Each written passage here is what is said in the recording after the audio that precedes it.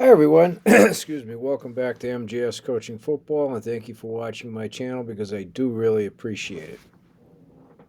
Today in this video in my continuing drill playlist, I'm going to go over one of our everyday block destruction drills. We use it with all the linebackers inside and out. We use it with the defensive backs, and you can also utilize it with the defensive line. We have other drills that get them coming out of this stance, whereas this drill, as you'll see, they wouldn't be coming out of this stance. So we use other drills for the defensive linemen, okay, to answer that question. So we call this drill pop-up tear, okay? And it's a block destruction drill, and because of the name, we utilize our pop-ups, all right?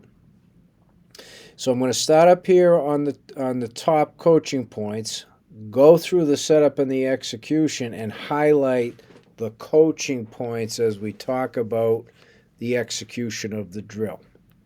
Okay?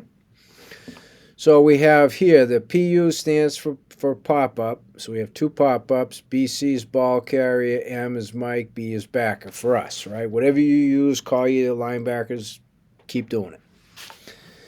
So in the left line, the right foot is up because their play side is to the left.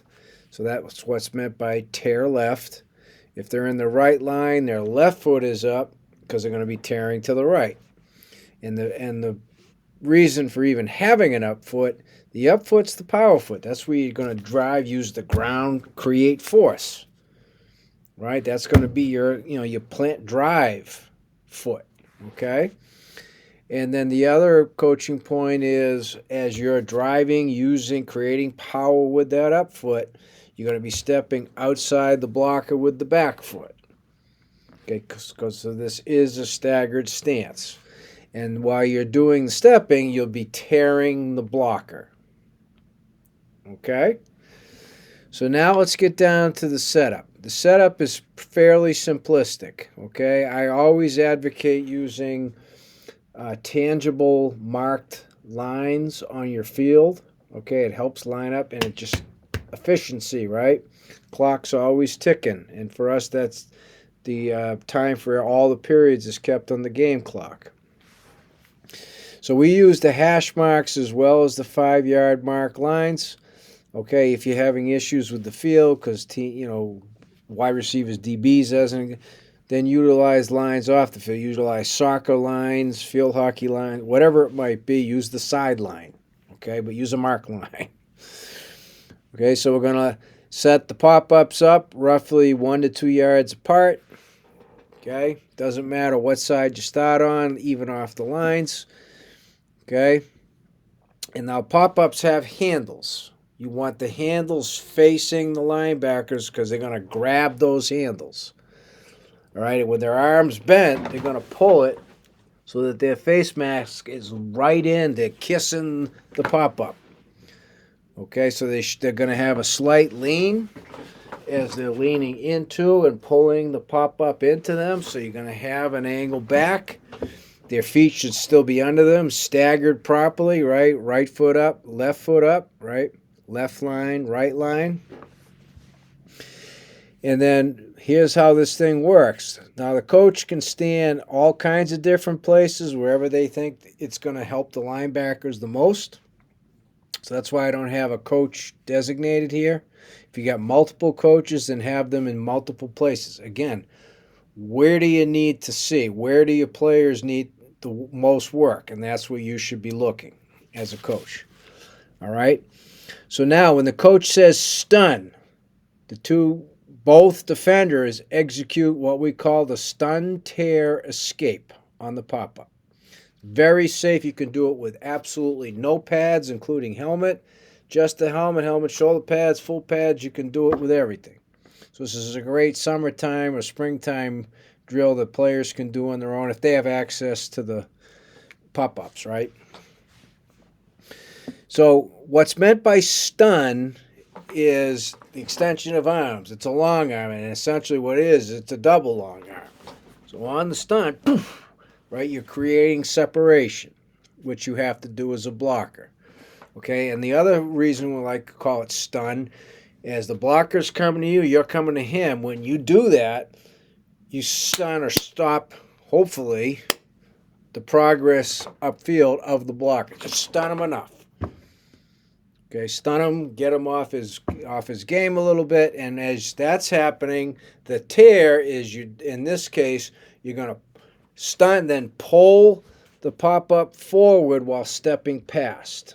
It's going to take you guys some time if they've never done it, if they're younger, if they're not overly athletic. A lot of different factors going, so you got to be patient. Okay, in the spring, even guys who are returners, it takes them a couple of 3 practices to get back into it again. And guys who are doing it for the first time, well, it takes them a lot longer. Okay, but that's why you do it every day. Okay? It's one of the most often used escapes from our linebackers, inside and out, and defensive backs. Okay? So the pop-up, you're going to step past the pop-up now with the play side foot, the pop-up being the blocker. Okay, so that's why if I'm in the left line, that right foot's up. I'm going to drive off of that. I'm going to step with my left as I'm tearing so I can get past the blocker to the left, right? You don't want to be crossing your feet. Same thing for the right-hand side. And then the finish, because you always need to finish. Don't just have them execute an escape and then just turn around and get back in line. That's not what happens in a game. Here, the ball carriers, they're going to stun, tear, finish it, get past, and then sprint shimmy past the ball carrier, whether that's a cone, a shield, a body, if you have enough bodies to do it. And always this is the back hip or the butt, right? Cut the butt, have them simulate the tackle.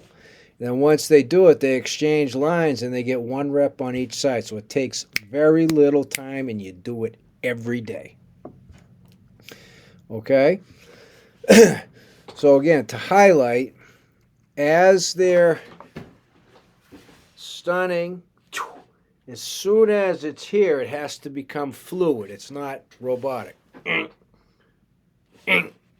Now step right, we know that. So that's where that takes time, the fluidity of executing the stun, and then now that, in this case, if I'm on the left line, that left foot stepping forward as I'm starting to pull the blocker towards me. And if I do that properly, my right foot or my back foot now is moving with me so I get my hips clear of the blocker. Okay? And that's huge, getting your hips cleared of the blocker. And so again, this is a beautiful, safe drill to teach a very important block destruction escape, stun tear. Okay? We call it pop-up tear because we're literally using pop-ups. All right? And again, make sure that your players understand. Got to keep the elbows are in, okay? But make sure they're not out like this. Make sure their elbows are in tight because they got more power.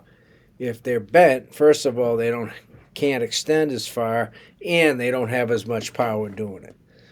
And this works against 300-plus pound offensive linemen, wide receivers, you name it. Okay, but the key is you're not holding the extension for too long. It's got to be fluid. Stun tear. Stun tear, stun tear, stun tear.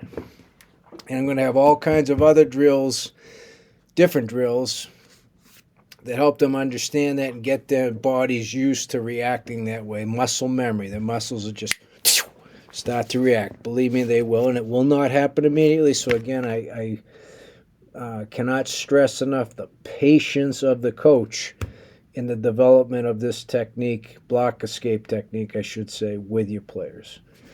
So as it says up here at the top, if you have any questions, it doesn't say that, but reach out to this email, coachmjsullivan@gmail.com, because I would love to talk football with you.